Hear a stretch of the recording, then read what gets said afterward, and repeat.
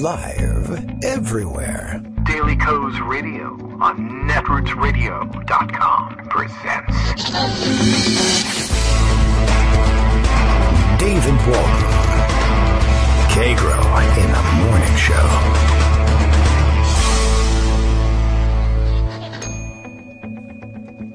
Now, here's David Waldman.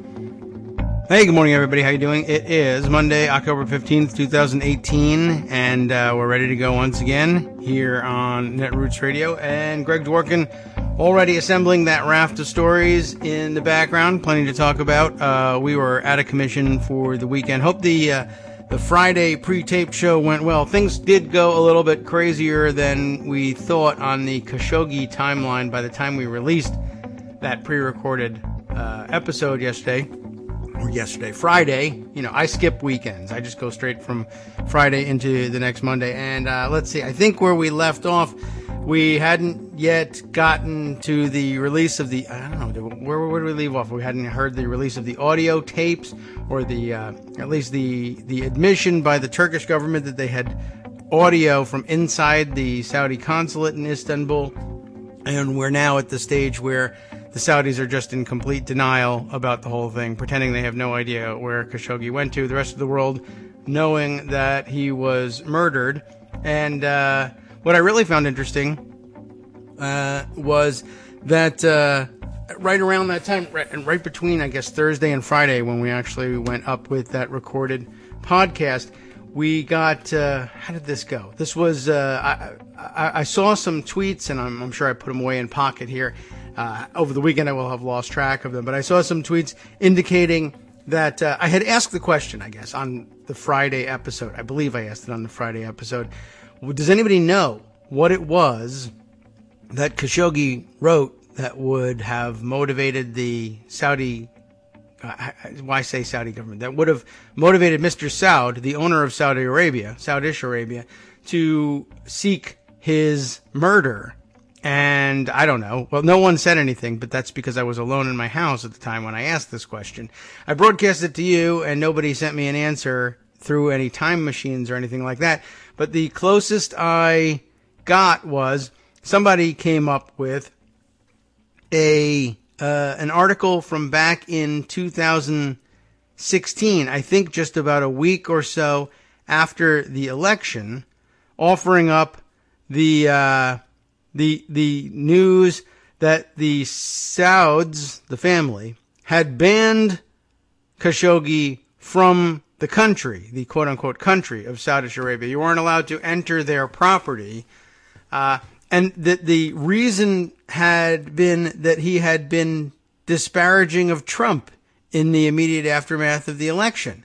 And I was kind of astonished by this, and I don't know whether any of you guys had seen the same thing or had realized this. I have it on my phone here for some reason, and I guess I should, while I've got it on my phone, I can save it to Pocket, and then I could pretend I had it in Pocket for you. From The Independent, the paper in the UK, and if I now have it saved, then I can open it up there, although who wants to bet that it's an AMP version of it? Anyone want to know? December 5th, 2016 is the date on this thing. Good, it came from before the AMP days. I don't know if the Independent uses AMP. Maybe the Europeans can't. Their whole new internet protocol and whatnot. Saudi Arabia, that is to say the private estate of the Saud family, Saudi Arabia bans journalist for criticizing Donald Trump. That is the headline, straight up, no editing, no commentary. Jamal Khashoggi said Mr. Trump's Middle East stance is, quote, contradictory. That's the subheader. So that's supposedly what gets him banned from the Saud property. Samuel Osborne has written this piece, well, did writ this piss. I don't know what to say about that. On Monday, the 5th of December, 2016, garnering all of 2 comments, by the way, between then and now. A Saudi Arabian journalist, that is to say, an Arabian journalist living on the Saud property, like Kato Kalin, and commentator, has been banned by his country, his so-called country, for criticizing U.S. President-elect Donald Trump. Honestly, that's it. Jamal Khashoggi has been banned from writing in newspapers, making TV appearances, and attending conferences, Middle East Eye reports. after Mr. Khashoggi criticized Mr. Trump's Middle East policies at a Washington think tank on the 10th of November, back in 2016. Immediate post-election. An official Saudi spokesman, a butler for the Saud family, said he did not represent the kingdom in a statement to the Saudi press agency. Well, no one said he represented the kingdom, but that's the way they are there, I guess. Speaking at the Washington Institute, Mr. Khashoggi described Mr. Trump's stance on the Middle East as contradictory, and it is.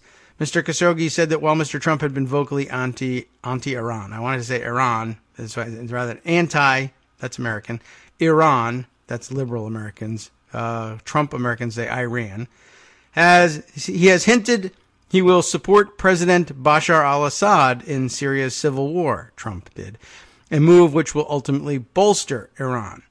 The expectation that Trump as president will be starkly different from Trump as candidate is a false hope at best, he added, and that was also true.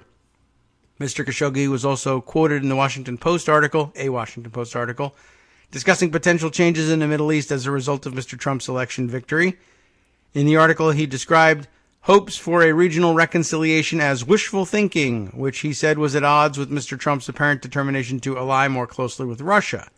Also true. He added, when his advisors show him the map, will he realize supporting Putin means supporting the Iranian agenda?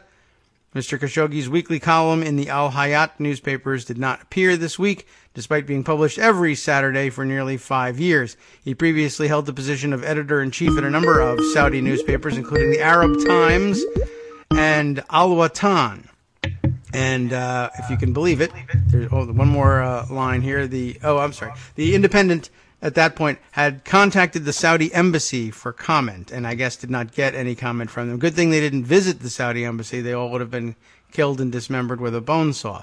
So at the bottom of all this, as I don't know whether I've seen it repeated elsewhere, but it's their initial displeasure with Khashoggi at an official level. I mean, he gets banned from the country, is for being critical of the United States president and Donald Trump in particular. It's very difficult to not be critical of Donald Trump in particular. And I don't know how you would interpret his death now. I mean, he was almost certainly also critical of the Saud family who owned the country, and that would make them mad too. But the very first official action they take is for the criticism of Donald Trump, as though his murder were a gift somehow to Donald Trump. Curiously, Donald Trump is absolutely 100% uninterested in how he was killed, where he is. He's not even sure that he was killed. He again stands apart from the entire American government, the entire American intelligence community, and maintains the position that I don't know where he is. Maybe he's not. If it happened, it's a terrible thing. And shrugs about it as if he doesn't know what's going on. And to be quite honest, it's beginning to look more and more like the Saudis said, "Hey, we're gonna kill this guy." And the Trump administration, whether Trump himself or maybe Jared took care of this one, just said, we don't care what you do. He's not an American citizen. Kill anyone you want in any installation you want, and you deny it, we'll deny it too. And, that's a big step forward for the fascist program here in the United States. So I thought I would share that with you in case that didn't make it through. I really have not seen that much discussed. And I don't know why that would be. But Greg does, and he'll tell you all about it. You got an hour to tell him. Greg, good morning. You don't have to deal good morning. With that. So Jennifer Epstein from Bloomberg notes that Trump says he's sending Secretary Pompeo to meet with King Salman. I see. About Jamal Khashoggi's disappearance. Oh, he's going to talk to King Salman, who knows nothing about it. Yeah, not the crown prince, but he's going to talk to the ailing king. Yes. To which my response was, I hope he comes back in one piece. I guess so. In fact, I hope anybody who goes to Saudi Arabia comes back in one piece. Yeah, or any Saudi Arabian outposts anywhere in the world, for that matter. This is horrible. The real answer is the fact send the CIA the white nationalist Nazi in the White House is condoning killing other people as long as it's not an American. They came for them first, and who was left is disgusting.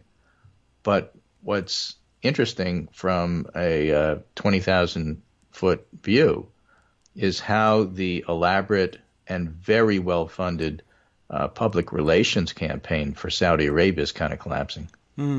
Well, that's good. I'd like to see them waste their money on that. Let me give you a couple of examples. Look at the headline, for example, in the Washington Post. Two princes. Kushner now faces a reckoning for Trump's bet on the heir to the Saudi throne. Yes. That's a great headline. I wish the article was quite as good as the headline, but it's a great headline. Disappointing. Okay, I did see that headline. I thought that might be promising. Don't bet with Jared. Bet opposite the president's Jared. son-in-law has carefully cultivated a close partnership with the heir to the Saudi throne, Crown Prince Mohammed bin Salman, whom Kushner has championed as a reformer poised to usher the ultra-conservative, oil-rich monarchy into modernity. Basically, he wants the Saudis to fund 666 Park Avenue, I suppose, which is Jared Kushner's white elephant of a real estate deal. Is it Park Avenue? Yeah, I think somebody corrected me. I think I keep saying it's Fifth Avenue, and I think No, right, it's Park Avenue. Park. Okay. Yeah. But Sorry, the the US-Saudi 666 line, Fifth the relationship between Kushner 37 and Mohammed 33 is now imperiled by the unexplained disappearance and alleged gruesome murder of Khashoggi, a Saudi journalist who's been living in the U.S. and wrote columns for the Washington Post. The suspected killing has sparked international outcry and calls for tough punishment of Riyadh. The thing is, and the next paragraph is important too, Kushner has already signaled he has no intention of turning his back on the Crown Prince, known by the initials MBS, which of course stands for Mr. Bonesaw. Trump himself has threatened extreme punishment, even while repeatedly casting doubt on the Saudi regime's guilt and the effectiveness of tough measures. This is the same Jared Kushner that went and ratted on all the opposition to MBS and then got them either house arrested or disappeared.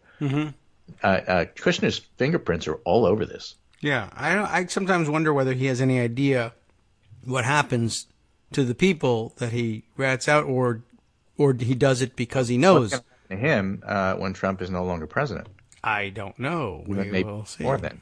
It's just incredible. The guy's it's a crime family, and this is just one of the consigliaries, and he's in trouble. Yeah, there's that famous part in The Godfather where poor naive Kate has to be woken up to the fact that senators don't have men killed, and I guess presidents do, certainly, and even president's sons-in-law, I guess. But the Khashoggi crisis has become a reckoning for Kushner, says this story. I have a sense they put all their chips on the hope that the Saudis would be able to help the U.S., not only in dealing with the challenges of terrorism, but also in dealing with peace in the Middle East, said Leon Panetta. Khashoggi, who wrote columns critical of MBS, is said by Turkish authorities to have been killed and dismembered inside the Saudi consulate in Istanbul. Kushner was not briefed about the plot before Khashoggi's disappearance, according to two people familiar with his knowledge of the matter. So Ivanka and Jared apparently are leaking to the Washington Post. I'm familiar with his knowledge on the matter. Please. So what happens now is Trump says the same thing that he said about Vladimir Putin and the election in 2016. I asked him, and he said he didn't do it, and therefore everything's fine because it's to my advantage. Yeah. Right? What's to his advantage? The Saudis are already threatening oil at $200 a barrel if the U.S. keeps investigating. And Trump says we can't afford to investigate because we got arms deals. Can't we just swap them for the oil? Bad for the economy. Yeah. So he's going to do nothing. He's already announced he's going to do nothing. It's horrible. And this isn't going to go away. This is one of those things that Mitch McConnell likes to say is going to blow over, except it's not. I mean, this is fundamental to U.S. economy, international relations in terms of the Middle East.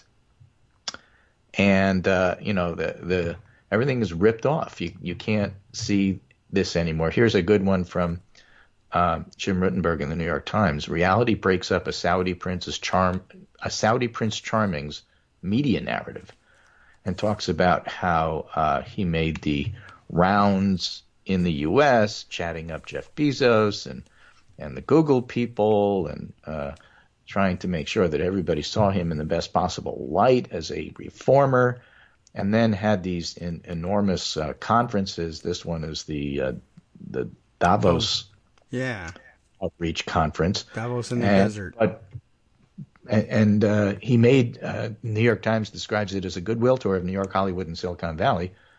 Michael Bloomberg and Sergey Brin from Google, Rupert Murdoch, except all these people are now pulling back from the conference, except for Fox News. Yes, and the Trump people, right? I think Steve Mnuchin. Right, and what's his name? Larry Kudlow, the clown who pretends to be an economist, is going.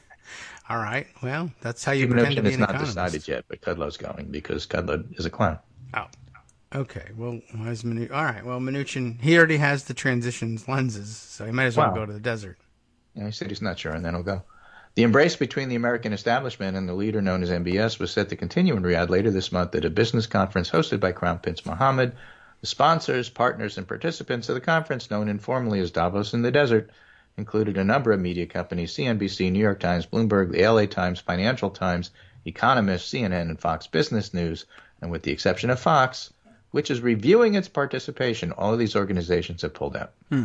Reviewing. Okay. As the Khashoggi story climbed most viewed articles list and drew cable coverage. Jared, that's not good for you.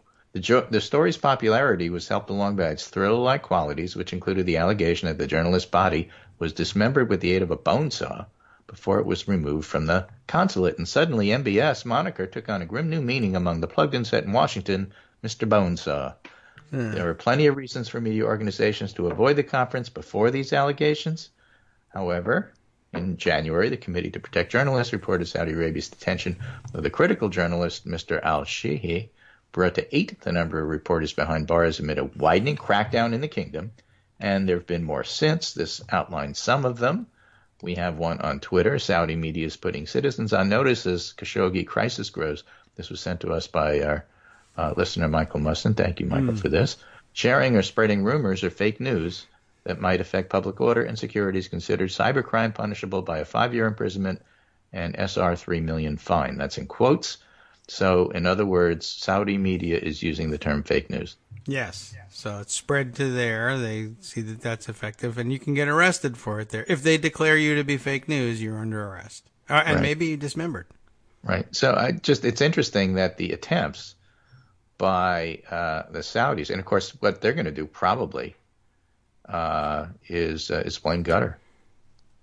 Yeah, you think? I mean, they always do, don't they? Yeah, I guess it's possible. He came here and then he went to their embassy and then we don't know what happened to him. Well, we don't know what happened, but we're sure they're behind it. Oh, that could be it. Let's declare war on them too. Well, I mean, that's how they roll. And this ignores the role that the United States has had in the crisis in Yemen, in terms of Saudi involvement. Yes, and the amount of let's do it the way the folks at the Orb meeting decided to slice up the Middle East is really astounding when you step back and look at it. If he's going to come in and this is the thing, Trump came in as a chaos agent and he came as a disruptor. And the whole idea was to break things up and start getting things to move. And you step back and see where we are now compared to 2 years ago. And it's a horrible situation. Everything has gotten worse. Meanwhile, in his interview, the latest one in the Oval Office, he insisted, there's no chaos here, which I thought was interesting. Thought of you as I was reading that one. Yeah. Why would he use that word? I don't know. Why would the Saudis use fake news? I guess it's all the same playbook. And I don't know. I was wondering also, end of last week, whether for whatever reason, this story seems to be breaking a lot of people on the Saud family and what they're really all about. And I was wondering whether it might allow people to finally begin to believe how brutal things really are in Yemen. I think it was sort of hard to believe that anybody would do that sort of thing, even though, I don't know, all you have to do is not be on the president's good side, and pretty quickly everyone in America believes that you're some sort of monster, I guess, if they want them to. But once people come to understand that they just literally grabbed a guy who was a dissident when he went in for a routine paperwork at a consulate and killed him and cut him up into pieces, I guess they'll begin to believe that they're, blockading, starving, and bombing children in Yemen. Maybe. chances are what they're going to do is grind him to dust and then dump it in the water system in Yemen, so nobody has any clean drinking water. Yeah. I mean, and this is be. essentially what they've been doing is bombing hospitals, water facilities, really trying to starve and otherwise terrorize one side into conceding. It ain't happened yet, though. So all you have is misery and mayhem. Yeah, I don't know what it is that has. I don't know. I'm But not they're certain spending what- a lot of our money, Yeah, our using our armaments. armaments. Yeah, And they'll buy more. And between that and fearing what happens to the U.S. economy if the Saudis raise prices and use it as a weapon, is partly why Trump is where he is. And the other part is he has no morals, so he doesn't really care. yeah. Well, there was a lot of shoulder shrugging from him. I don't over care, the do you? weekend. No, and Melania in the news for that too. I almost forgot. I don't think I put that one aside. Did you happen to see that?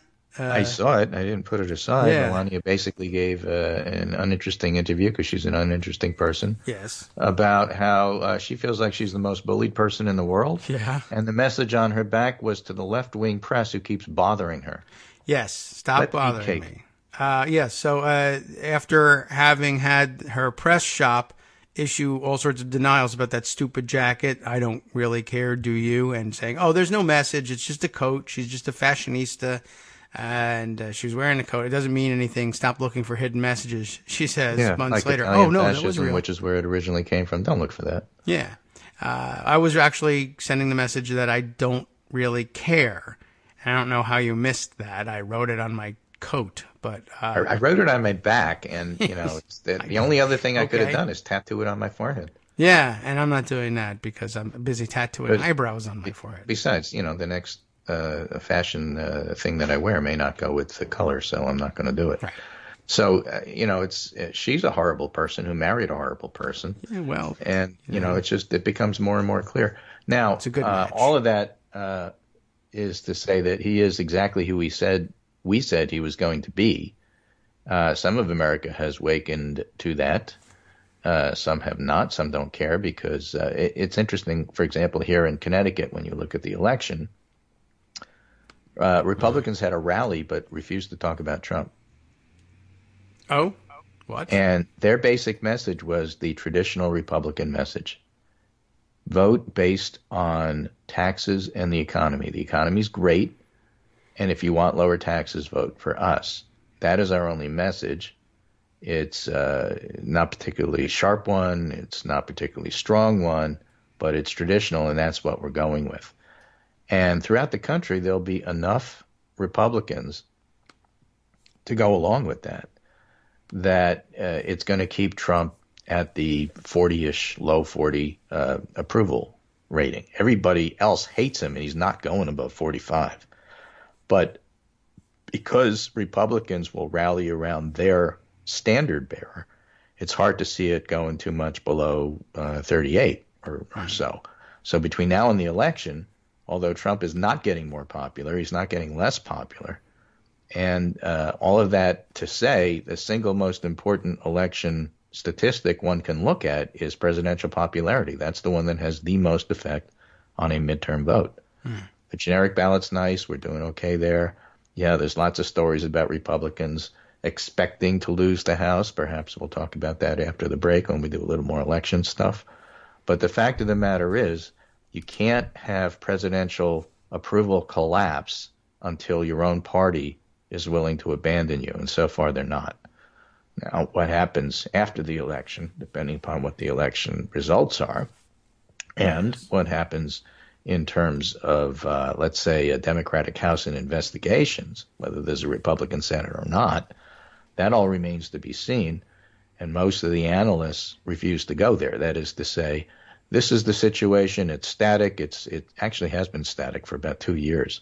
But that could change, and the things that could change are traction on the stories that people don't want to talk about right now, like Trump's being a tax cheat, his fortune being a fake, the Mueller investigation, Jared Kushner et al. Actually being in trouble over financial issues. All of that is going to come out after the election and not before the election. And the idea that that simply won't change the trajectory of where we see Trump approval, I think, is short-sighted. But reporters won't speculate on stuff they don't know about. And that's why we always look to the pundits and the opinion people, because they're more willing to say what they really know what's going on. I just can't help but forget and remember Adam Davidson several months ago saying, we're looking at the beginning and the end here as the financial stuff unravels. It's stuff we all know is happening, but we're not allowed to talk about.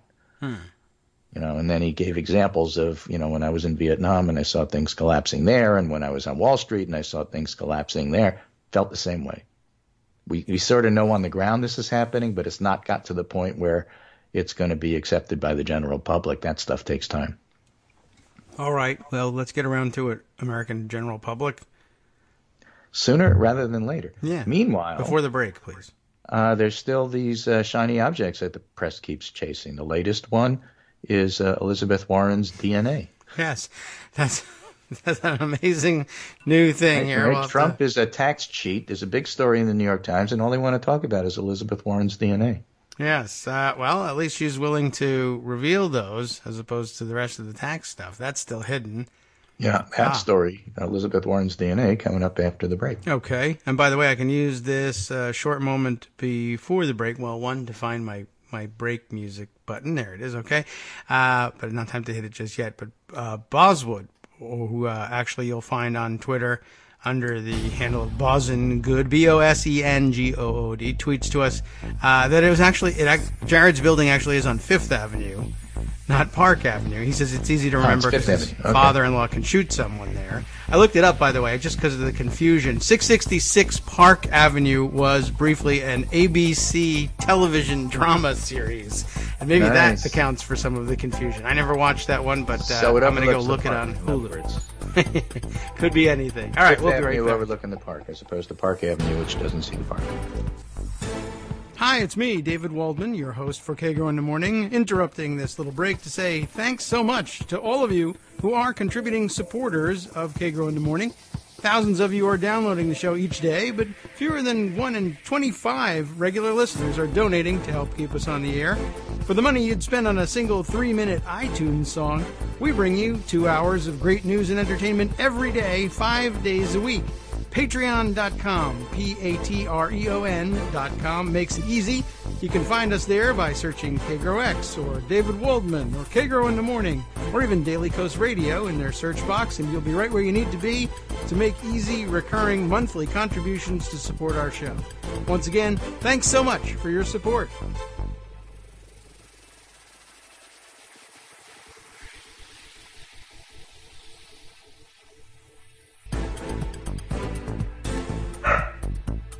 Welcome back now to the Kagro in the Morning Show here on Netroots Radio. You too, Abby. Welcome. Look at this. Breaking news. Well, not really breaking news. I'm going to chase the shiny object because it just got a little shinier, I guess.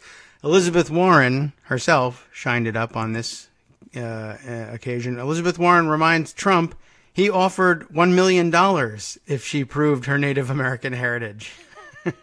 So she calls on him to donate it. I think he should donate it to her and her campaign, but or to me. It's supposed to go to also charity, take it. so he can pick the charity of his choice. Yes, well, except for the Donald J. Trump Foundation. That would be out of bounds, I think. Also, the Eric The Trump fascinating thing about that, what happened is Elizabeth Warren trying to get out in front of a 2020 election campaign wants to make the Elizabeth Warren DNA Pocahontas controversy not a Hillary Clinton email thing where the media obsesses over it every second, because it's not that important a story, but it's much less complicated than, let's say, Trump taxes or Jared, affecting permission structure for murders in the Middle East. Yes, or doing it himself. So they'd rather do this.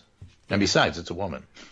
Right, also. I just want to float that maybe Jared actually killed him himself. Just, I don't know where he was that day. No, I don't think he killed him himself. I think he sort of, kissed him on the cheek. Maybe. So to speak. Or he killed him himself. The idea here is just saying that she gets her family together, produces a very slick video, talking about how in Oklahoma her story is very common there, and attacking her heritage is basically attacking that part of the country. And rolling it out now so that it's not an issue in 2 years. Now, why she would do that right before an election, I don't know. It might get a little bit more attention after, but it is what it is. And so the media wants to talk about that. And they dropped all the other stories, but they are talking about Mr. Bonesaw, so there's some competing narratives here. And, of course, there's the election itself. Yeah. Okay. Is there one? Now, while this is going on, we still have the aftermath of an enormous tragedy in Florida, where some communities on the Panhandle literally being swept away. Yes. And Trump, of course, went golfing. Right. Literally. Yeah. And seriously. Oh, went golfing instead of I don't know how paying serious the attention golf to what's was. going on in Florida. And the Florida candidates, particularly Rick Scott and Andrew Gillum, who happen to have official duties at this particular point in time. Scott as governor and Gillum as mayor of Tallahassee, are involved in actual storm cleanup and management. So they're off the campaign trail. Nobody in Florida wants to look like they're campaigning, except maybe Ron DeSantis, while tragedy is going on, and Trump is ignoring them. And the part of the White House and Republicans ignoring Florida, nobody wants to talk about, but might have some interesting results in terms of the election being just in 3 weeks, if they felt that they're being neglected and forgotten, because it only hit a small part of Florida, but everybody feels like it could be them next. Well, yeah, I did see a lot of reports that the people there feel neglected and that they're angry about it, and they can't find food or water, and they haven't had electricity since the storm, and I feel like the federal government didn't do anything to protect them or to react to the storm, and I don't know why they think that would be important to him, but I guess they feel like the government should have done something, and maybe so I assume that this too is it could perhaps be Bill Clinton's fault. So I don't know how far back they'll go with this. It's interesting because heck of a job Brownie, Brock Long, who's head of FEMA right now. Again, we've talked about this in previous discussions about emergencies. His whole idea about how to approach disasters is it's a state problem first, and then the federal government will get involved only if they have to. So, him not rushing to be upfront with what he's going to do is completely and totally within character. And I think he was out of Georgia before he got appointed to FEMA. He was in Alabama. He has a long history of actually being an actual emergency management official coordinator. I mean, he does have expertise here, so it's not like he was plucked out of nowhere and then stuck in this job. This is what he does. The problem isn't his credentials and his expertise. The problem is his philosophy, plus the fact that Trump is in the White House. So that combination gives you, some of the neglect that happened in Puerto Rico, which is about to happen in the Panhandle of Florida. Yeah. Well, welcome to the Trump world, I guess, guys. I don't know whether it's going to wake anybody up, but eventually it does. It's little by little. CNN had a panel just now of 6 independent voters who voted for Trump, and most of whom are souring on him. And we really need to hear a whole lot more about that than we do about what about the Trump voters who still stick with him? We know about those. How about the Trump voters who aren't sticking with him? Let's hear about them. Well, so, little by little, they'll come out. I guess so. Let's talk a little bit about elections. Okay. Among the other stuff that was in the Washington Post, voters say they're more likely to cast ballots in this year's midterm elections. Enthusiasm is up across almost all demographic groups, right. But the increases are greater among younger adults, non-white voters, and those who say they favor Democrats for the House. And meanwhile, CBS has their own battleground estimates, and their latest estimates is 226D, 209R in the House, but with a higher turnout, it could go as high as 235 Dems and 200 Republicans. If things turn out the way it did in 2014, and you use that exact electorate group, then you have the Republicans winning the House by 1 seat. And I think one of the things that comes out of that different scenario total is a sense of how different pollsters wind up with different results. In the ABC Washington Post poll, Democrats have a 22-point advantage among women for the upcoming midterm, and they point out that they're very enthusiastic about going to vote. Okay. But if you use, young people don't show up and people of color don't show up, and that's the end of it, then you're going to get 214 results the way CBS did with their model. Now, how do you account for newer voters who are more motivated this year than previously? And that's really a difficult thing for pollsters to do. And that's why some of them throw their hands up and say, well, let's give you different scenarios. We don't know which one is going to be the right one. But if the electorate looks like this, this is the number we get. If the electorate looks like that, that's the number we get. Anybody who's thinking this is going to be just like 2014 is crazy. Oh, well, it's a different year. I know that.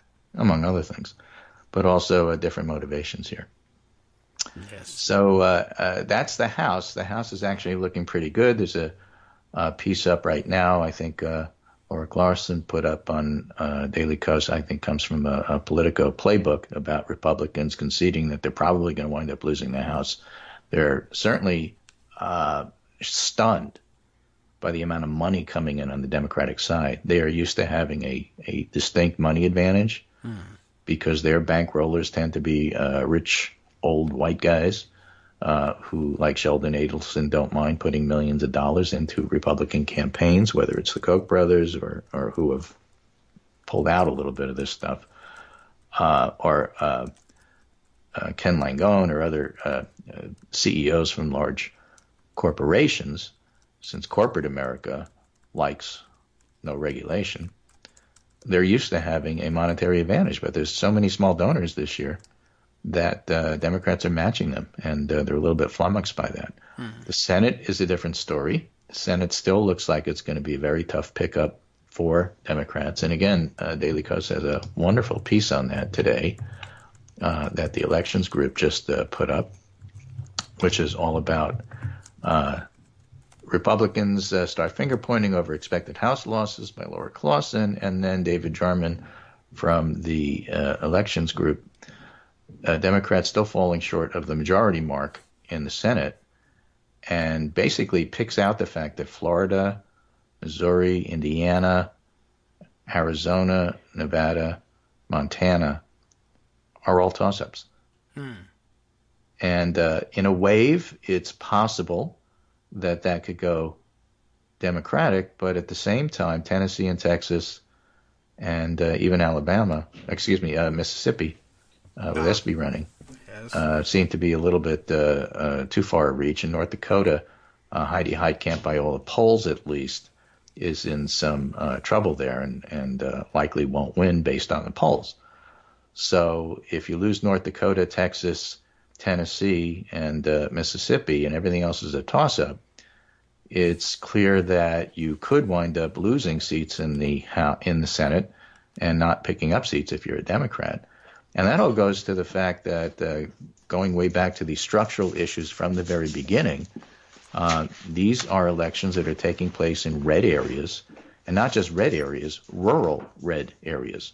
And that's been the staunchest Trump support group because some of these areas tend to be heavily evangelical, and some of these areas tend to be very heavily white and don't like a changing America, and are supporting Trump because of cultural issues that have nothing to do with the economy, which isn't necessarily helping them.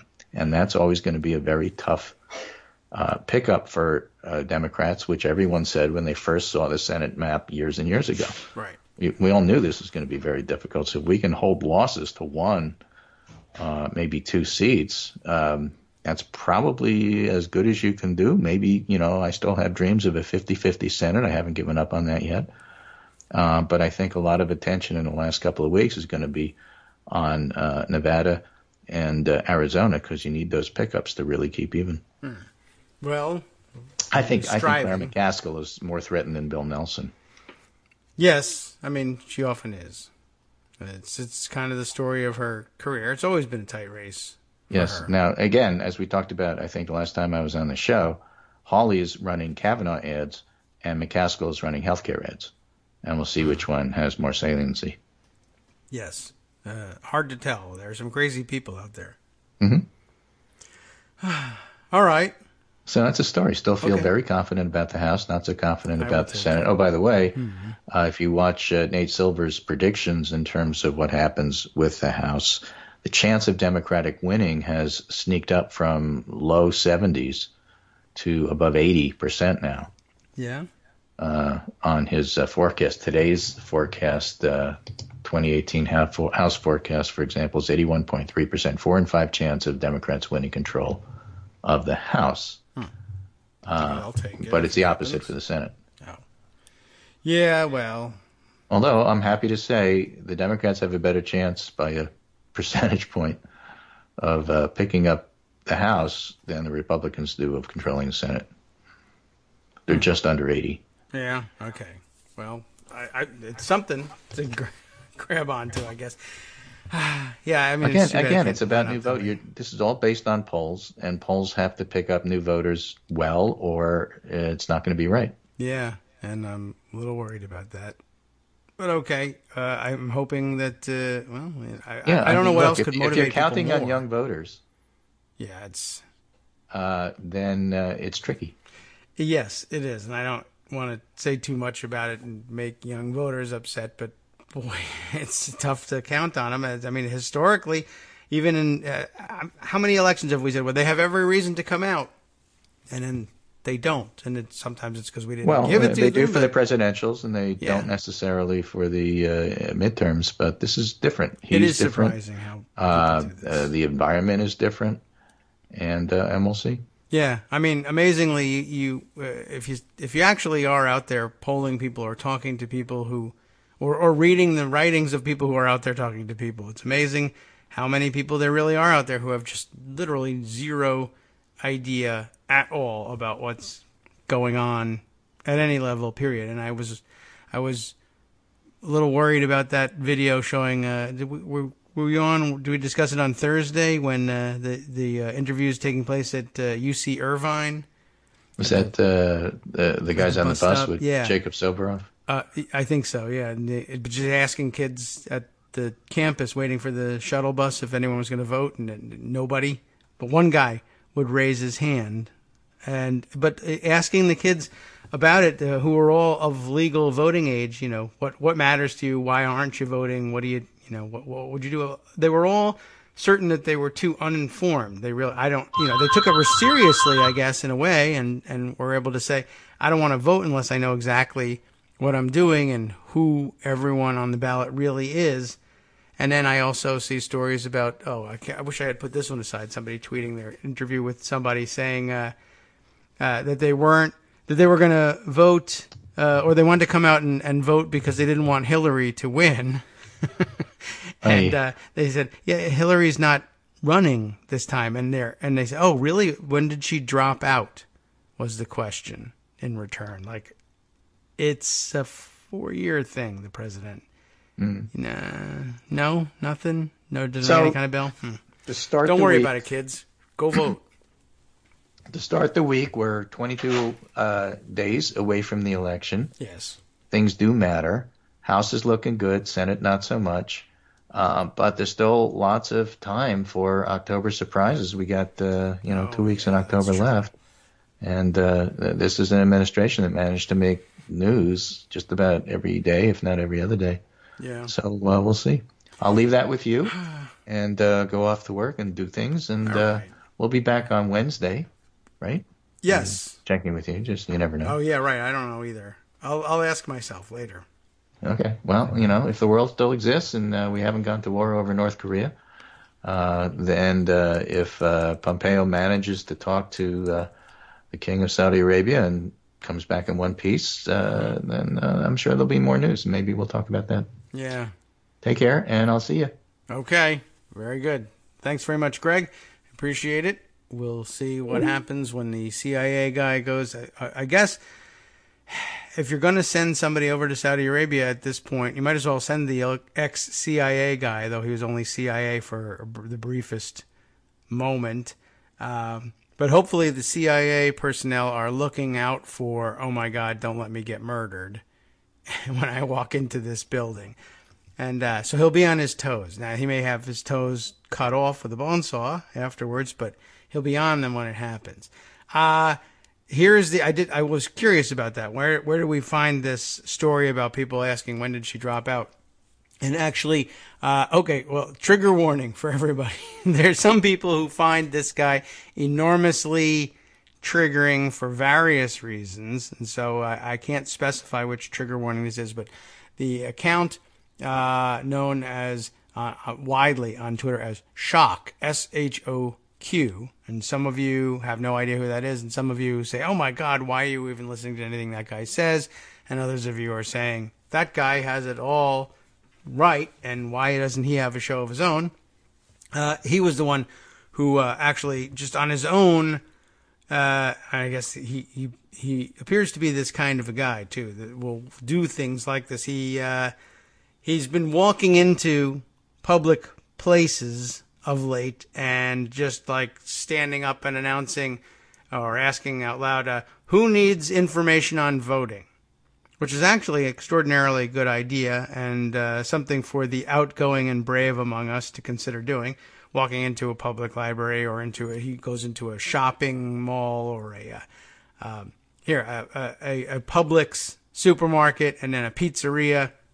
And they go in and they say, who needs information on voting? Not partisan, although hopefully you're registering Democrats at this point. But, when you're doing public voter registration, I guess in all states, probably, but maybe not. Who knows? There's probably some states that cheat on behalf of Republicans. You're not allowed to differentiate between who you're registering. Anyone who wants to register to vote, you register them, whether they register for your preferred party or not. It is illegal to discriminate on that basis, but people do it all the time, and when they are Republicans, they tend to, for whatever reason, get away with it, even though they sometimes find themselves charged and prosecuted. Very often the charges get dropped. Anyway, the point is, he alleges that when he took his little public campaign over to the local pizzeria, the waitress said, I voted for Trump, and I ain't voting for Hillary next month either. And that's when he said, I told her she wasn't running next month. When did she drop out? True story, he says, and some wonder why Trump is the POTUS. And I guess that, if true, would raise the same question in my mind. Anyway, just thought I would track that one down for you and find out who said it and who said that someone else said it, just so you could evaluate it that way. Okay, let's see. What's going on here? Greg has tweeted another story along here, a tweet from Adam Gentleson, who I will open up the profile so I can get for you. Former Deputy Chief of Staff for Harry Reid, co-founder of the Moscow Project. Can you guess what that might be about? Sounds like Vladimir won't approve the payment. What are we talking about? Greg, has tweeted Adam Gentleson, who is tweeting Manu Raju, who writes, Trump just denied that he said he would donate $1 million regarding Warren and the DNA test. I didn't say that. You better read it again. Trump had said this in Montana. I will give you $1 million to your favorite charity, paid for by Trump, if you take the test and it shows you're an Indian. So I didn't say that. I said this. To which, of course, the answer is, I didn't say that. And that's because he'll never make good on anything. So it's kind of funny in a way, and should also be life-destroying in another way. But it won't be, obviously. and Trump will roll on. But it's worth noting that, yeah, of course, what's going to happen when she does take a DNA test and she proves it? Nothing. I'll deny I said it. That's what. We don't know. Maybe a 400-pound guy in a bed said it. Maybe a rogue killer in Saudi Arabia said it. We don't really know about these. It's not fair to pin it on him. Anyway, just amazing, and I've never seen anything quite as infuriating as this guy. But he only said it to trigger the libs and to own us and whatnot. I understand he's out there also denying everything else under the sun. And, yeah, he too is tweeting this morning, Donald Trump. I haven't seen it. I don't follow him. I rely on the rest of you to tell me when he does something dumb. And I guess he was tweeting this morning that, the king of Saudi Arabia, the actual king, not the crown prince, was denying any Saudi involvement in Khashoggi's disappearance. However, they're blaming it on rogue murderers, rogue killers roaming the Saudi consulate in Istanbul. But there he is, and saying, here's a tweet that sums it up. Trump is very impressed with how firm King Salman's denial of involvement in the Khashoggi disappearance is. The denial was not only a denial, it was a very firm denial. Oh, a firm denial. I didn't understand that. It makes all the difference in the world. It was strenuously object, right? That whole thing. The king has, of course, little to no idea what the crown prince is up to, and that's part of the agreement. He's not supposed to get in the crown prince's way. Basically, probably now on penalty of death, and he is the crown prince has pretty much agreed for some PR publicity sake, I guess, to allow the current king to serve out until his death, whether timely or otherwise, and then he will take power afterwards as a proper crown prince would and should, but I don't know. Anyway, look, Scout Finch is sharing the actual video. Does that mean, you Twitter people, you said something else and then moved the tweet I was trying to click on. And is this a video clip of him saying that? Maybe what I can do is, let's see, if I pocket that and come up here on the master computer here, and open up Pocket, we might be able to play. I hope that's not too long. Let's see. Did that not get saved yet? Try that one more time. Okay. Save to Pocket. Allegedly, this will make this work. Let's see. Can we grab this? Will it play for us? I hope it's not a huge... Oh, it's a huge... So who's going to cover? They're going to cover Bernie? Oh, okay. Hey, so it's a part of a longer clip. They're going to cover, like, Sleepy Joe Biden? They're going to cover Pocahontas, who was... Think of it. Think of it. She of the great tribal heritage. What tribe is it? Let me think about that one. Meantime, she's based her life on being a minority. Of course. Pocahontas. Completely wrong. They always want me to apologize for saying it. And I hereby... Oh, no, I want to apologize. I'll use tonight. Pocahontas, I apologize to you. To you, I apologize. He's hilarious. To the fake Pocahontas, I won't apologize. Wow. Okay. No, it's causing her problems. You know, that name's causing... Because now even the liberals are saying, take a test. Take a test. You know, I tell you, I shouldn't tell you because I like not to give away secrets. But this one. Let's say I'm debating Pocahontas, right? I promise you I'll do this. I will take, you know those little kits they sell on television for $2? Learn your heritage. Guy says, I was born in Scotland. It turns out he was born in Puerto Rico, and that's okay. It's good. You know. Guy says, I was born in Germany. Well, he wasn't born in Germany. He was born someplace else. I'm going to get one of those little kits. By the way, I mean, for one thing, I don't want to use too much of this clip without interrupting for a number of reasons, but the test doesn't tell you where you were born. I mean, he misunderstands the actual purpose and scope of the test on top of it all. But I guess we'll get somewhere in here in this 2 minutes, hopefully like in the next 10 seconds, is where he makes the promise about $1 million. And in the middle of the debate, when she proclaims that she's of Indian heritage because her mother said she has high cheekbones. By the way, it is amazing how much he can remember when he is when it comes to needling people and being mean. It's her only evidence that her mother said she had high cheekbones.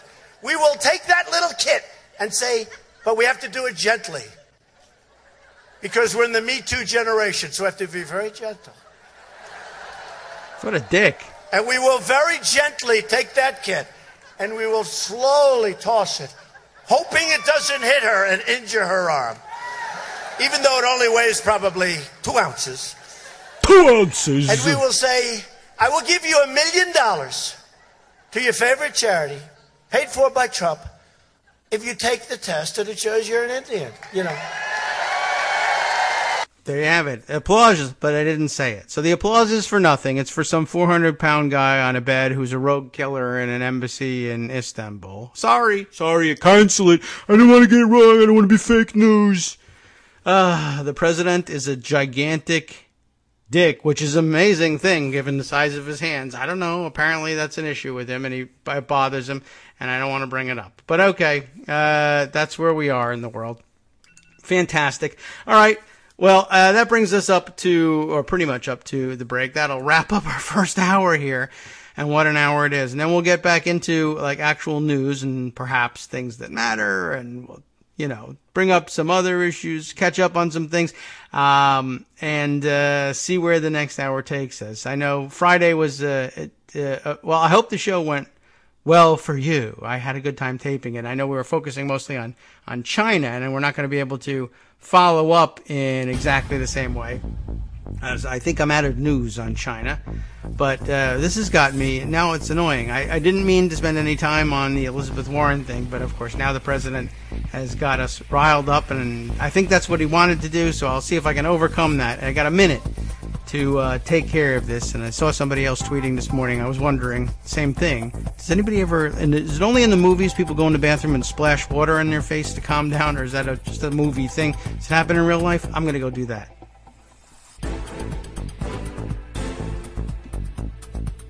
Welcome back now to the Kagro in the Morning Show here on Netroots Radio. Let's see, where are we here? Okay, well, let's see. I didn't splash water on my face. I realized that a 1 minute break is probably not enough time to do that, and I have to disconnect from all of this microphone things. Otherwise, I'll get electric shocked if I splash too much. So, no dice for that. I'll give you. Someone should have told me they would give me $1 million if I did that during the show. Paid for by Trump, which is another obvious lie as well. Okay, let's see. You know what? I don't even know what to do next. Who cares? There's no news. I'm going to run down the line of a couple things that we put aside, and in no particular order, just whatever grabs my attention first. This was an interesting tweet about a tweet that I did not see, but that's how interesting it was. I was able to engage in the in the argument and follow along and find it very interesting to me. Apparently, Ben Sasse, the idiot senator from where? What is he from? Like Nebraska, right? Who is like the Jeff Flake, I guess, of Nebraska. He's constantly wringing his hands over incivility and threatening to do something about it, but then not doing it. But he's got a piece in the Wall Street Journal, which I didn't read. One, because who cares about Ben Sasse, and I don't really read the Wall Street Journal. I don't have and then I don't have a subscription, and they're firewalled, and I don't know. Maybe this is one of those ones they put out there for free. Under the headline of "Politics Can't Solve Our Political Problems," which immediately tells you that this is not going to be a deep thinking piece. Even though I guess for some people that's supposed to be like a hint that it really will be deep. See, you didn't think I was going to go there. Politics can't solve our political problems. How counterintuitive and fascinating. I should read this thing. The subheader here: our tribalism has a deeper source in the disintegration of communities as an epidemic of loneliness. What? Our tribalism has a deeper source in the disintegration of communities and an epidemic of loneliness. The only real answer is start at home. which I guess this is supposed to be some sort of hoary old homily to the way things were back in the mythical old days. And it probably occurs to you at the outset that this is going to be garbage for so many reasons. But let's say we didn't tell you Ben Sasse wrote it and it wasn't in the Wall Street Journal. Wouldn't you likely, you might sit through it and then say, oh yeah, my God, that's garbage. Well, now you don't have to, because Josh Chaffetz is Chafetz, and we see variants of the name all over the place. Josh Chaffetz is a professor of law at Cornell Law School, and he didn't even give like the big name of any chair or whatever that was donated for him to sit in. He's just a regular old professor of law, which is good, the way I like it. So Josh has this tweet thread on the Ben Sasse piece so that you don't have to have your own thread and you don't have to read it. But this is, I thought, was fascinating and on the money. So he begins, there's a lot to say about this Ben Sasse piece, including a contestable and contentious conception, that's a lot of alliteration, of the realm of political life. But this is a very interesting piece. Hang in here. I wanted to focus on this passage, and this is good because, one, it's behind the paywall and I can't get to this passage, and two, I'd have to read all the way through this thing to get to this one passage. I like when people do it this way. Americans, it reads, have always had political disagreements with their neighbors, but in the past, political differences could disappear when Friday night ball games rolled around. And you know what ball games we're talking about on Friday nights. That's football. Friday night ball games rolled around and the whole town turned out wearing the same colors and cheering for the same team.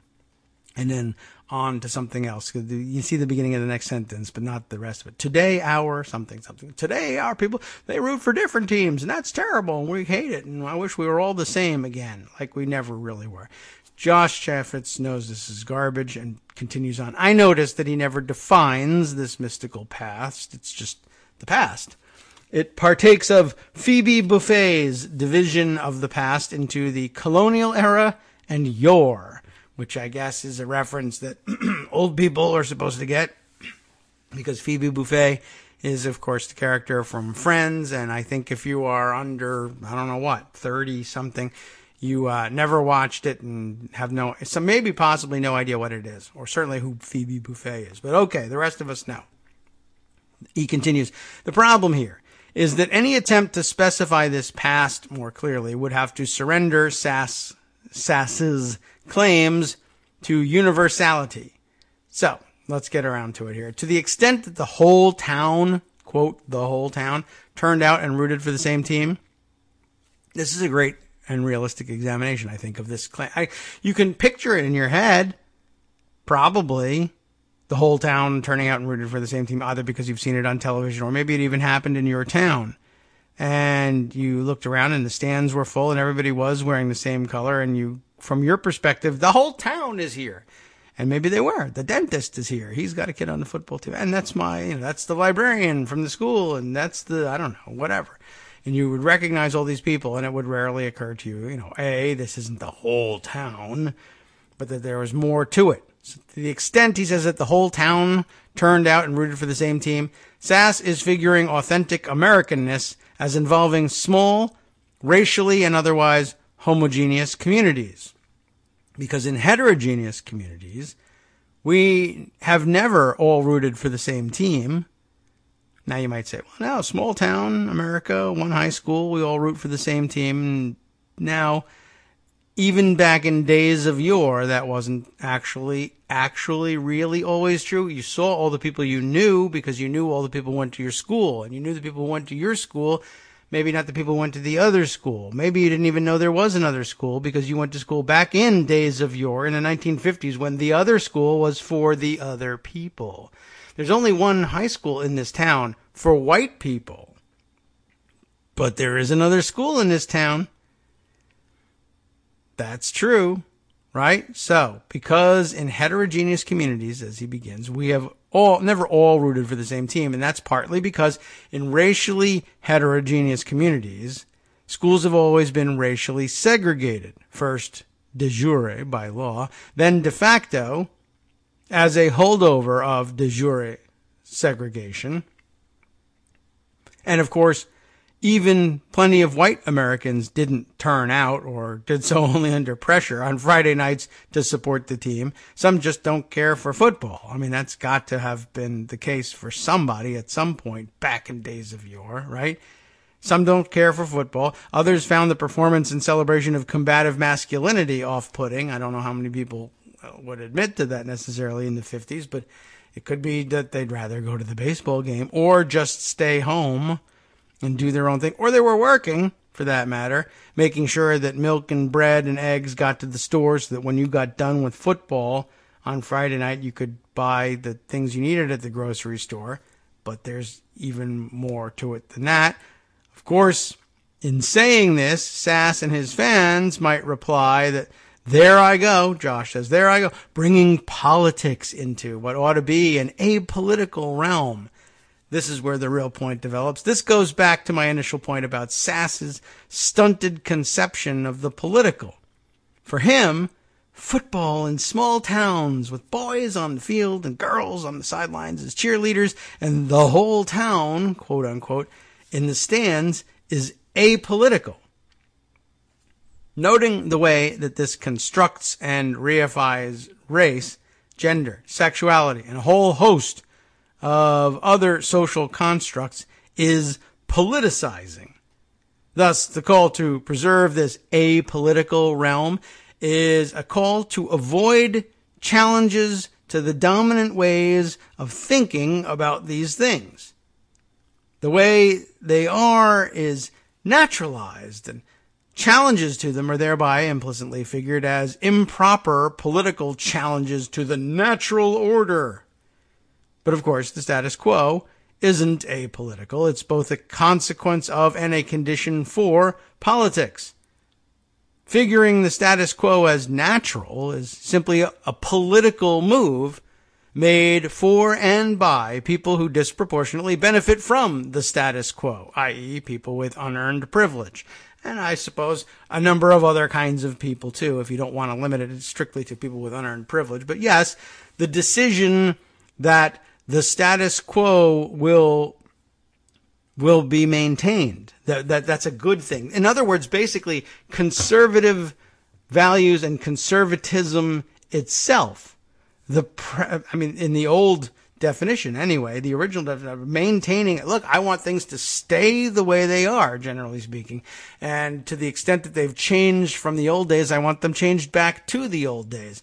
That's a political move. It's no surprise that there's a political party with that supposedly as their platform. We don't have that anymore in this country, but I mean, the fact, and we never had we do have a conservative party in this country, but it's a tiny wing minority party that maybe only exists in fusion voting New York. But of course, in other countries from which we've derived our political system, obviously, notably in Great Britain, the Conservative Party is the name of the party. They've got one in Canada too. They've got them all over the place. It's no joke and it's no mistake that they're conservative and that they stuck to the name conservative, conserving the status quo, because it is a purely political move, as he points out here. People who want things to stay the same are the people who are benefiting from things as they are. Earned or otherwise, I would guess. But for the most part, it's a lot easier to be raised as conservative and stay in conservatism if you've benefited from it all along, whether you've earned it or not. And it would be a mistake, he continues, to take this politically motivated, which is not to say consciously so. There's a lot of room, as he says, for good faith motivated reasoning here. It would be a mistake to take this politically motivated naturalization at face value. And he thinks he's done here, but apparently he continues on anyway and says, oh, and by the way, all politics is identity politics, but Sass's stuff is an especially transparent example of conservative identity politics. Of course it's identity politics, right? They call themselves in many cases the Conservative Party. And lo and behold, they're for conserving the status quo. People who like the status quo because it benefits them and therefore dedicate themselves to maintaining it congregate in the Conservative Party. It is identity politics. They don't like the words identity politics. It's something that perhaps liberals and progressives came up with, or something that perhaps, I guess, conservatives could have invented as a term to make it a disparaging comparison. We're not about identity politics. We're about economics. That's been the big trick lately, the last 30, 40, 50, perhaps even years, because I'm getting old, so I want to include all of my lifetime in that, basically. But the Conservative Party here in the United States, which calls itself the Republican Party instead, but is basically in every way the analog to the conservative parties elsewhere, even though some of them are doing more credit to the name in their home countries than our gang would be doing here if they had adopted the name Conservative Party.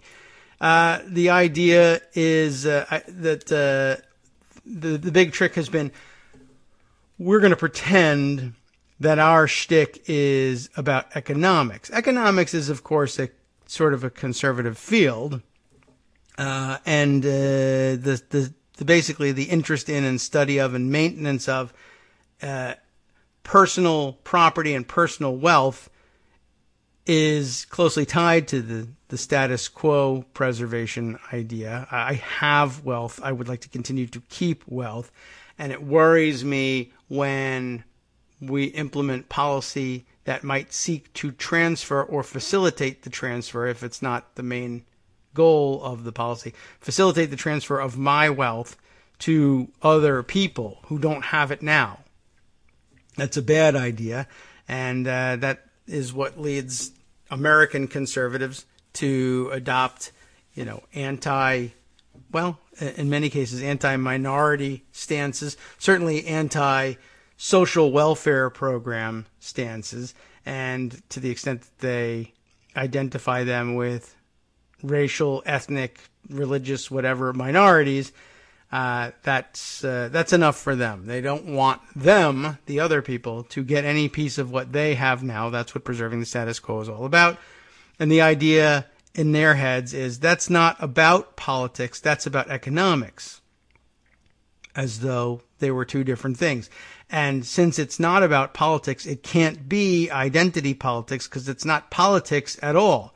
And this isn't identity anything. We are together because of our common belief in a certain economic approach. And economics is not about identity.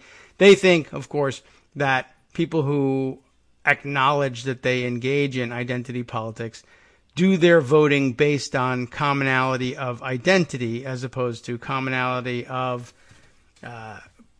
policy positions, policy desires.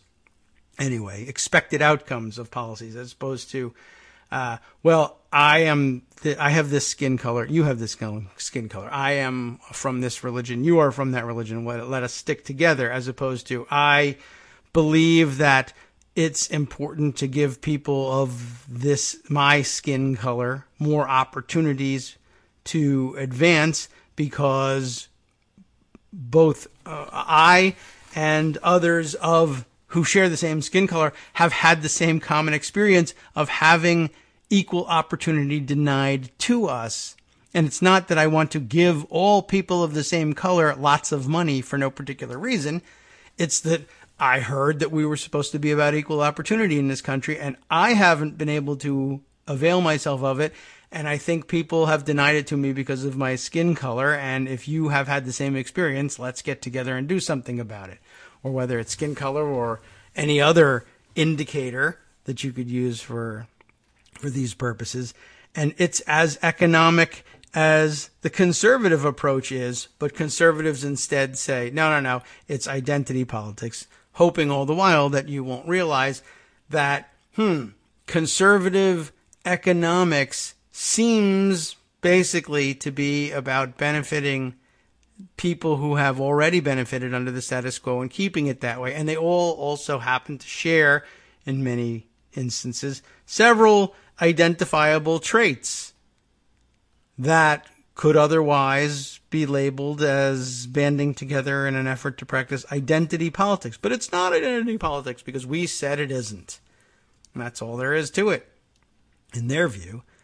And by the way, if you happen to want to read more of what Josh Chaffetz has to say about the structuring of the American political order, you're in luck because he's written a book, and it's easy for me to tell you about that book because I was just really actually reading his last tweet in this thread, which also happens to link to the Amazon Prime purchasing link for his book, Congress's Constitution, Legislative Authority and the Separation of, I imagine, Powers. There it is. It could have been church and state, I guess. But Congress's Constitution, Legislative Authority, and the Separation of Powers, advertised in his last tweet. And so if you were fascinated by our take on his conversation, then there's nothing you can do. You got to buy his book, and he's going to make money. And I'm going to sit here and say, there you go, Josh, send me a check or something like that. We're the big losers in all this. But we feel enlightened by having read his thread. It was, I thought, a very good one and a great point, and I think probably one that was in the back of your mind, or maybe some of you in the front of your mind all the time, every day. But good reminder of just really how weak the SAS thinking really is. I mean, I think it's pretty goddamn obvious, most of what Josh said, although he put it very eloquently and made some great points that many people may have forgotten about along the way, in particular, that, yeah, back in the 50s, when the whole town showed up to watch the football game, there were, and I know there's black people in this town. How come they're not here? Well, they're not allowed on the football team, so they can't come and root for their kids. In fact, they're not even allowed in this school. They have their own school, and they may even occasionally have a football program, but like their school textbooks, they're probably all secondhand equipment. And, you know, those people go to that game, and the rest of the town, the whole town goes to this game, except for the people who aren't allowed to be in this town. And in some cases, on a Friday night, if you decided you wanted to join the whole town and put on the same color and root for the same team, but you were a person of color in that town, well, sometimes the local statute, the local ordinances prohibited that. And everybody in the stands knew that. And if a person of color showed up to an all-white football game and decided to sit in the stands and cheer along with you, well, that might be your last football game. But that's how they remember it. I don't remember ever lynching anybody at any of those things, so that can't be right. Well, that's because they stayed away, because they knew they would be lynched. They knew they weren't welcome there. But the whole town was there. The milkman was there, and the teachers were there, and the librarian was there. The whole town. Really? You know, were the maintenance crews there? Were the janitors there? Because that was the only job that you would allow people of color to have, where you might even possibly be seen by a white school child during the day. But notably, largely not there. But no acknowledgement about that whatsoever from Ben Sasse or anybody of that ilk. They never stopped to think, where were all the other people who weren't affluent, white, middle-class folks? Or I had such a hard scrabble existence and yada yada, and I only wore hand-me-downs from... Okay. Well, still, if it wasn't all affluent people, it never occurred to you that there wasn't the black face in the crowd anywhere? I guess not. I don't know how it was for Ben Sasse or how old he is when he was growing up in, I guess, in Nebraska. But it's a very good point. And conspicuous in their absence were all of the people of color at the time. And I guess not conspicuous, though, to people who saw crowds and then figured, secondarily, crowds of people like me and people from all walks of life, i.e. all the various people of identifiable professions that I recognize around town. And so that my whole world is here, so that's everybody in town. That's kind of a fascinating look at things, and really amazing how widely celebrated as a reach across the aisle moderate kind of guy Ben Sasse can be and be treated as on in the media and I guess on the Sunday talk show circuit, etc.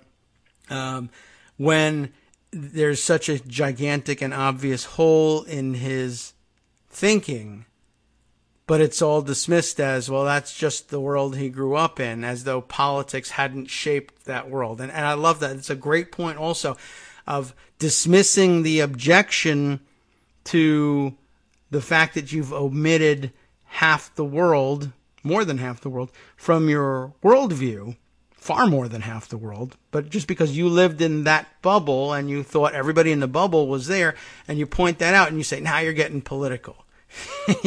Man, it was already political. You just, your big play is to pretend that it wasn't. And among white people who came from the same place, they all nod and agree that objecting to this is actually political, whereas the rest of the world can see exactly what it was. That people weren't in your bubble because it was literally against the law to enter your bubble. How did that happen? But for politics. It can't be against the law unless political actors make it against the law. But look, he's doing a cartwheel in his avatar here on Twitter, so he's just a regular happy-go-lucky guy.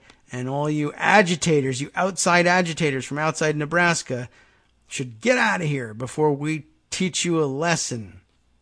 Gulp. Anyway, just a little bit of an aside from what I read in this thing. It was very interesting, I thought, and very well worth, I hope, to you, worth sharing. Let's see. What have I got here? Let's see. Here's a mention from Mars Farmer 75. Okay. Let's see. Mars Farmer 75. And are you Matt Tracy normally, and your Halloween Twitter name is Matt Tracy Costume? Are you going as yourself? Is that what's going on here? I have no idea. I forgot. I've lost track. Everybody changed their name for Halloween. That's one of the downsides of all this. But it says, don't forget that Trump used to tell people he was Swedish for some weird reason. I guess as a racist, it was difficult to tell people that he was German. And, of course, we know that his mother apparently was Scottish. I don't know why he would have claimed Swedish, but I guess because they were white and unobjectionable. And that's probably it. Or maybe he thought the weird hair color he had was only explainable if he was Swedish. That's another possibility. Okay. What else have we got here? Jack Ox has a suggestion here. A tweet from David Axelrod. Just guessing this isn't the story Democratic candidates were looking for in the home stretch of the midterms. I hesitate to click on it, but leave it to David Axelrod to, use his Twitter platform to tell everybody the one story that Democratic candidates didn't want to hear. Are no Democratic candidates paying you this electoral season, and so you're angry with them? Why don't you bring this up? The story is the New York Daily News. I did see them reporting on this and tweeting this around. New York Daily News writing, Hillary Clinton speaking up again, saying Bill's affair with Monica Lewinsky wasn't an abuse of power because, quote, she was an adult, a statement to which almost everybody is objecting because although she was an adult, they were certainly of unequal placement in power terms, and everybody, I think, can pretty fairly see that it wasn't a great idea at a very, very basic minimum. And, we didn't really need to be. It's true. Democratic candidates were not really looking for this in the home stretch of the midterms. However, as it turns out, Hillary Clinton not running for office now, possibly ever again. But thanks, David, for bringing that up. But Jack, you are excused from bringing that up because that's a real issue. And it's out there. David could have, I don't know what really motivated him to decide to elevate that story, but there it is. Worth the mention. I have seen it making the rounds on Twitter today, so very well we'll go ahead and add that to the mix. All right, coming up on break number 3 here. We'll use it to reset and figure out where we're going to go next. Back into Pocket and maybe scroll down just a little bit more this time. But I don't know. I thought that was a really fascinating thread, and I was glad to have come across it at random. That's one of the things that Twitter is great for, coming up on things that you really didn't expect from just slightly outside of your normal bubble. We'll continue with much more, and more of the Trump gaffes and idiocy probably from over the weekend that give us other avenues to explore. Back after a 2-minute break. After this.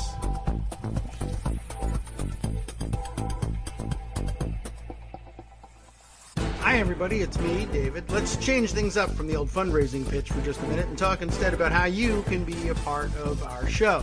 If you've got a smartphone or any other electronic recording device, why not sit down and record a segment for us? Read us an important article and give us your take. Or read one of your own original essays, or even just give us your commentary on something you'd like to share that's important to you. Then send the file to me at kagrox@gmail.com, and I'll try and work it into the show. Short segments, a few minutes in length, are easiest to fit in. And of course, I can't always guarantee that I'll be able to play everything, but if you've ever shouted at your radio or TV about something you wish was being covered, here's your chance to change that. Make the show your own. Send your submissions to me at kagrox@gmail.com. All right, back now from an extended break. Back here on the Kagro in the Morning Show here on Netroots Radio. Let's. I'm flipping through stories here on Pocket, but also taking a look at what has been up in the tweet stream lately. And there's a number of things. I guess first I'll run across the board here.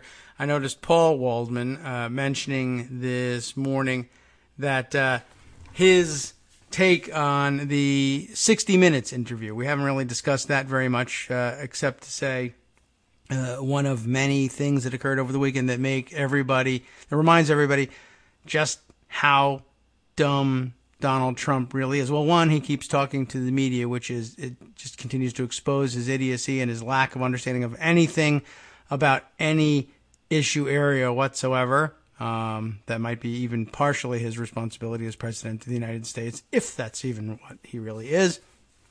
Paul's take, though, the most revealing moment from the interview for him is when Leslie Stahl reminds Trump that in regard to his mocking of Christine Blasey Ford, that Ford had said that the most painful part of the memory of the assault is the boys laughing at her.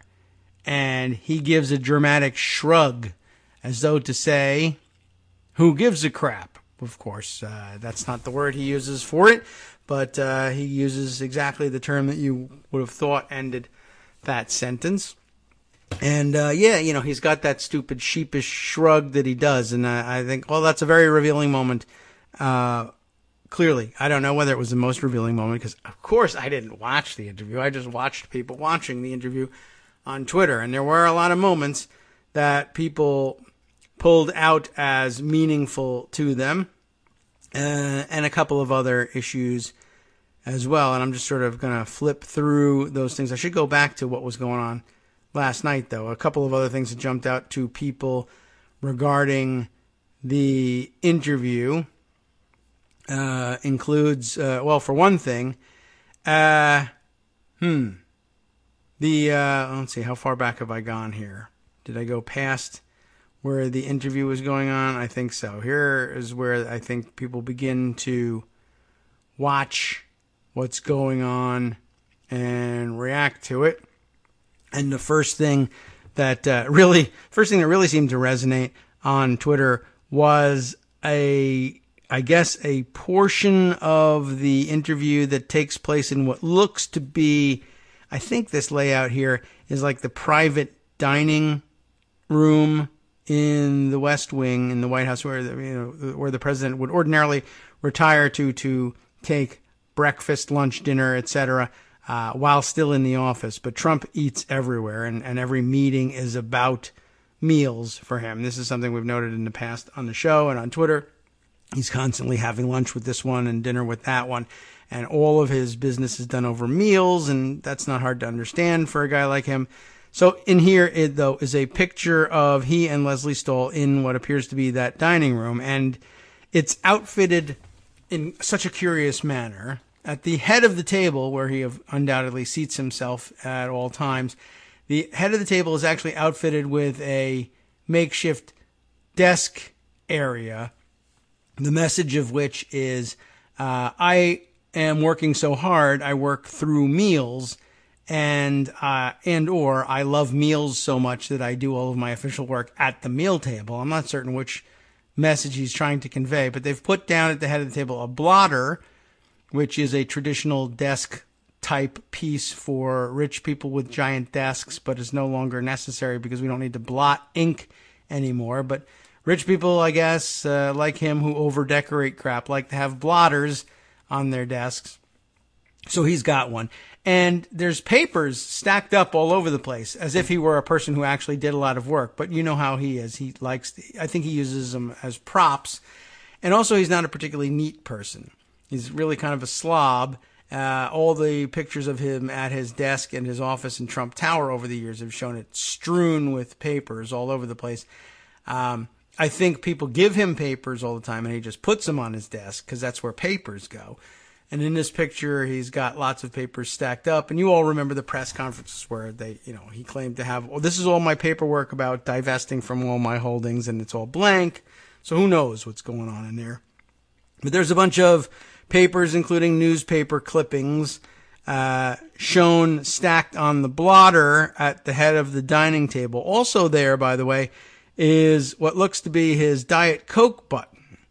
That button that he insists be rigged up in basically every room in the house in which he spends any time, that he can hit the button and a butler will automatically bring him a Diet Coke. And he doesn't have to say anything to anybody. Just hit the button and the Coke shows up. So it's hilarious that even at his alternative fake desk at the meal table, he has the Diet Coke button, which, that's where you're going to want the Diet Coke served to you, I guess, if you're having a meal. But then that should be I don't know. It seems to me like the wait staff should be, if you are like at a restaurant, if you're at the table and you ask for a drink and they make sure that it never reaches the bottom and they're constantly refilling it, that would be normal. But he's got a Diet Coke button so he can demand Cokes in a very official way with a buzzer. And also, by the way, right next to the blotter, which is stacked up with papers and binders and folders and some newspaper clippings. Right next to the blotter is the television remote. Also very telling, of course, because he loves the telly, and he's going to have a TV in every room wherever he goes. So that's his setup. That's where he takes his meals, at the fake desk with a Diet Coke button and the TV remote right by his side. Also behind him, on the what are these pieces called? Is this a credenza? What do they call this? No, that's the big that's the shelves that go on top of this. This is, I don't know, some sort of like buffet sort of side piece here. But on top of it is a big glass jar with the infamous only red and pink starbursts are in there. So even in the meal room, snacks. This is what he's got waiting for him wherever he goes. Fake work, Diet Coke button, TV remote, and a jar full of Starbursts. But most people were concentrating on the I was going to say artwork, the painted thing hanging on the wall in between where Trump has positioned himself and Leslie Stahl is sitting. And by the way, Leslie Stahl actually has an armful of papers and notepads in her hands as well. There's lots of prop papers around. Donald Trump is touching none of them. Leslie has brought her work with her. But hanging on the wall here is that a painting in the, I don't know, Thomas Kincaid sort of style, I guess. But there's this new artist who we keep laughing at every once in a while, who paints these fantasy pictures of Donald Trump in, handing copies of the Constitution to kids or whatever, helping the troubled veteran. We've seen those on Twitter before. This is the one where he's sitting down for a conversation with all the former Republican presidents throughout history, and they're having a friendly chat around the table here. All of them, by the way, look to be informally dressed, but not Trump. He's got his famous gigantic tie on, And it looks like Teddy Roosevelt has got a tie on, but he's got his shirt sleeves rolled up and he's just in his vest. He's taken his jacket off. And maybe, is this Calvin Coolidge back here, has got a tie on too? But Ford is there, no tie. And, Eisenhower, Reagan, neither of the Bushes have a tie on. Can't tell whether Abraham Lincoln is wearing a tie or not. Back in the background, it looks like Ulysses S. Grant might be wearing those old bow ties. But everybody else is pretty relaxed, but Trump has the ridiculous tie on. And they're all, by the way, drinking whiskey except for George W. Bush and Trump, who have what looks to be cups of Diet Coke there. But all the rest of them are drinking tough guy adult drinks, what have you. And they're all sitting around smiling, laughing, and having a great time. This is, of course, a fantasy puff piece for Donald Trump, but the fact that he hangs it in the White House is what has garnered the most attention.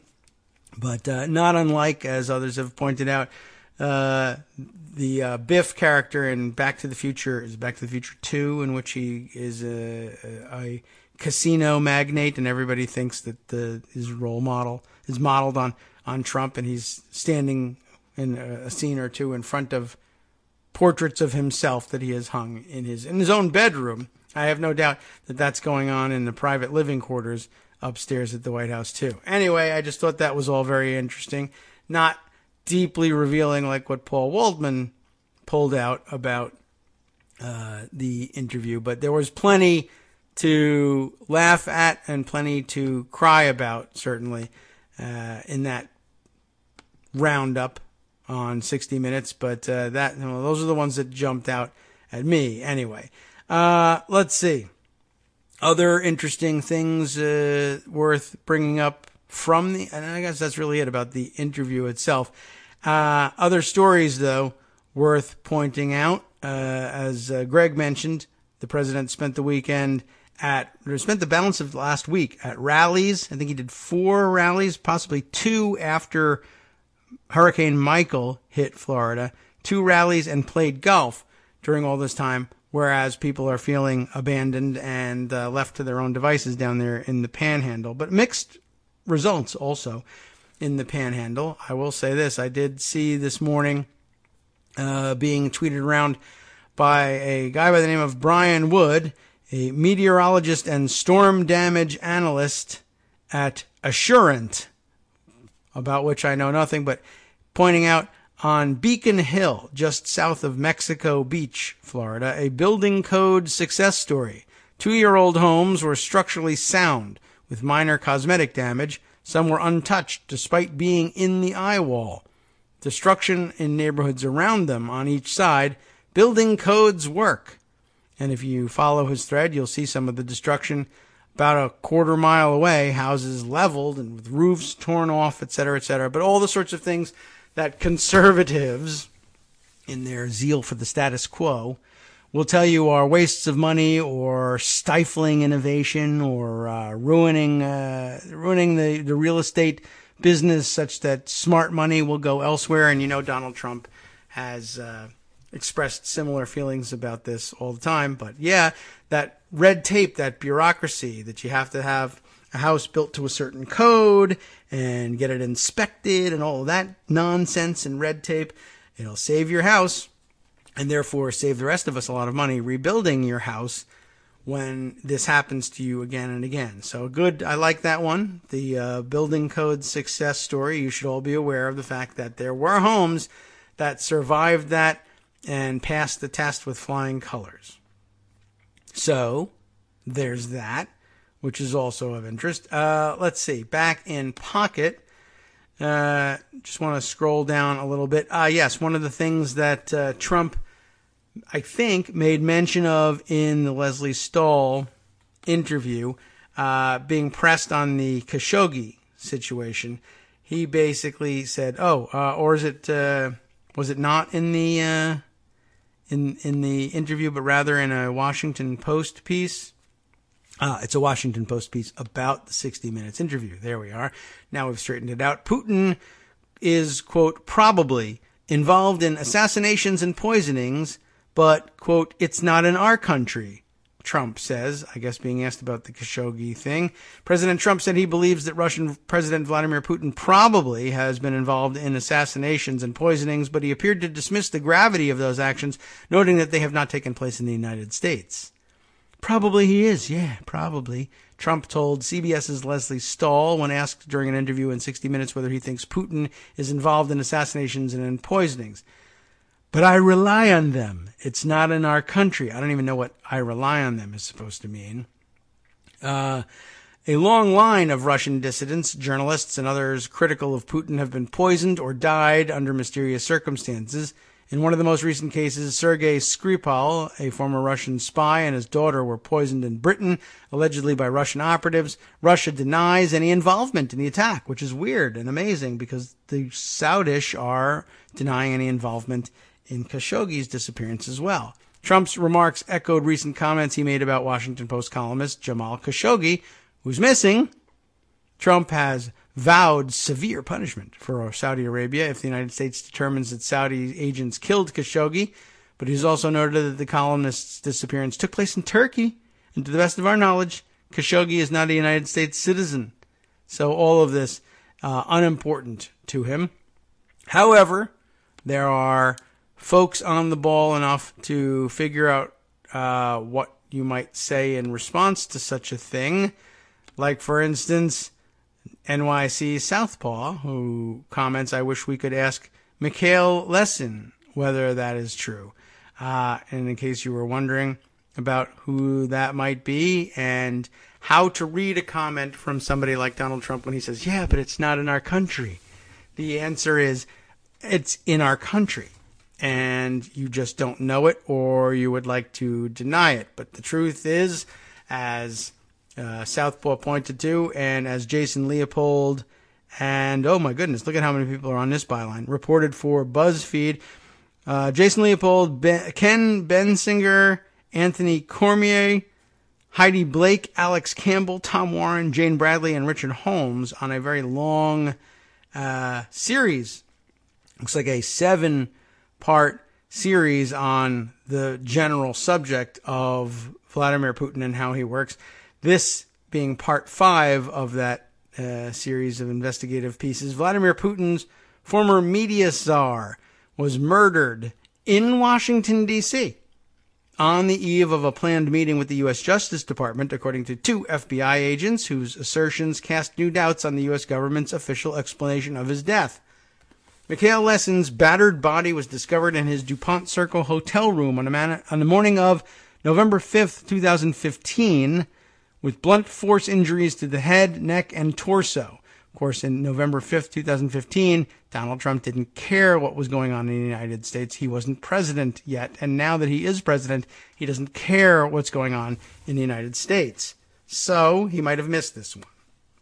After an almost year-long comprehensive investigation, enclosed in scare quotes, a federal prosecutor announced last October, this being written in July of 2017, so October 2016, announcing that Lessin died alone in his room due to a series of drunken falls after days of excessive consumption of alcohol.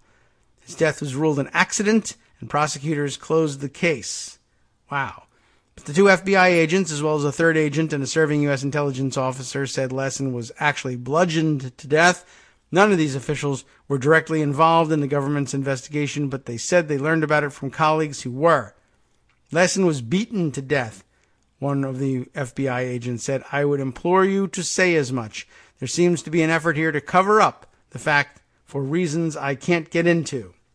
Now, of course, this would have been during the Obama administration, and so to the extent that you think it was the wrong thing to do not to confront the Russians about it and insist that they take responsibility for this murder, I guess there probably were a lot of moving parts to all of this, and it would be easier to believe that there were real reasons, if not good reasons, not to confront the Russians on this. That would be to say the real reasons would be it would be fruitless to confront them. They would deny it, and we would be in the position of having to take some sort of unilateral action, many of the options for which we were probably taking anyway, both for this incident and others, and for other reasons, against a very aggressive Russian state. But statecraft being what it is, you didn't want to pile offense upon offense at that particular time, I guess. Whereas with Donald Trump, though all of the same excuses should obtain, being that he's president of the United States, it's much easier to simply explain away by saying he actually likes Russia and Russians and the way they work, and he admires Putin, and he may even be financially or otherwise beholden, electorally beholden to Putin, and so therefore it's much easier to understand why he would dismiss such things. But the mind doesn't go as easily to that with Barack Obama, for some strange reason. But anyway, just wanted to sort of put that one out there on the record as another of the fallout pieces from the CBS 60 Minutes interview. He claims Russia might be doing this stuff, but at least it's not happening in the United States. And it doesn't happen here because they respect us, you see. They respect us.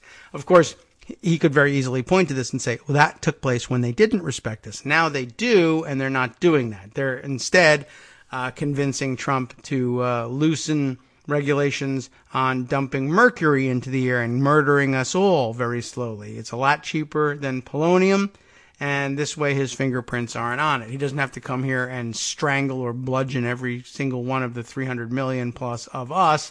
He can just kill us with lead and mercury instead. It's much, much more efficient. Okay, let's see. A few other pieces that we might want to set in motion here.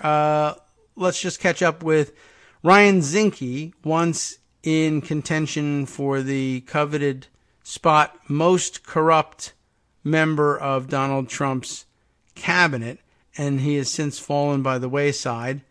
Back in the news. Ryan Zinke's calendar omissions date to his very first day in office, we are told by the folks at CNN Politics, specifically Sarah Ghanem and Gregory Wallace, reporting this past Saturday, the 13th.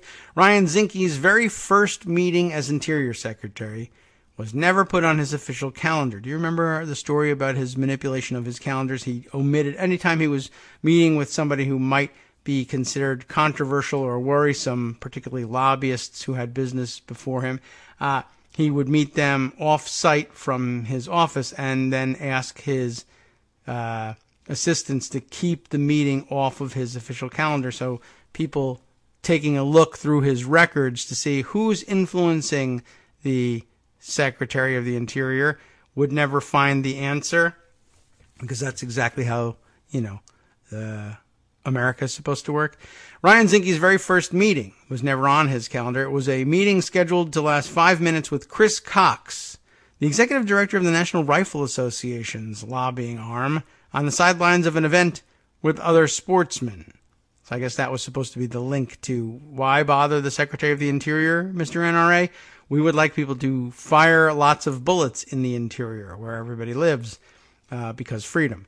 Then, on his second day in office, Zinke was scheduled to meet with Carl Simic, an apparent reference to the managing director of Sandfire Resources, an Australian mining company that had been trying to develop a copper mine in central Montana for at least 6 years.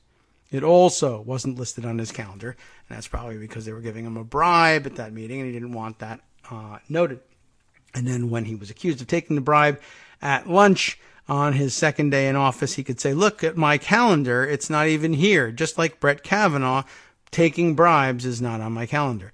The meetings are coming to light now only because of internal memos and other notes released through a Freedom of Information Act request that reveal these meetings and others that were not noted on his calendar, glaring omissions from what is supposed to be a complete record of the Secretary's activities, but isn't, and is therefore in violation of the Records Act, I'm sure, a violation for which he will never be prosecuted because, as it happens, Donald Trump also runs the Department of Justice. Anyway, the monthly calendars of the Interior Department has released publicly in response to Freedom of Information Act requests have often left off or obscured some meetings, Many more detailed accounts of Zinke's time are found in separate briefing memos prepared by his staff, which have not been released with the calendars and were obtained only by filing another FOIA request. At least 6 more meetings were omitted from Zinke's calendar between his first day in office in March of 2017 and July of that year, Western Values Project discovered. The findings of the Public Lands Advocacy Group, which has been critical of Zinke, were corroborated by CNN. Chris Sager, the executive director of the Western Values Project, said Zinke is keeping the public in the dark about meetings with the same corrupt special interests that brought this administration to power. Keeping meetings off official calendars goes against the usual practice of a cabinet secretary and flies in the face of transparency practices, according to experts who have talked to CNN. If I was your boss, and the American people are the bosses, I would love to know what you're doing with your time, said Elizabeth Hempowitz, of the Project on Government Oversight, a nonpartisan advocate for open government. The incomplete release of calendar information removes the ability of the public to do any oversight, such as seeing with whom public servants are meeting. It raises the question, what are you trying to hide? And the answer is, well, we don't know yet, because he's so far been successful in hiding it. So lots of undisclosed meetings with the energy industry and many others. Lots more in this article. I recommend it to you. I'll hand it over for your own perusal in the afternoon post. We can use the rest of this time to move on then to a couple of other things. And let's see. Here's a story that we can update. And that brings us back to a story we reported on here. Probably a few weeks ago. Do you remember this one? This will ring a bell. I'll just read you this Politico piece. Josh Gerstein put together. Judge orders partial release of Watergate roadmap. Remember that? So we're going to get a partial release, partial success here. A federal judge has ordered the partial release of a Watergate report that fueled an impeachment drive against President Richard Nixon and could serve as a precedent for a similar effort aimed at President Donald Trump. Chief U.S. District Court Judge Beryl Howell granted a request Thursday to unseal a large chunk of the so-called roadmap that a federal grand jury in Washington sent to the House Judiciary Committee in early 1974.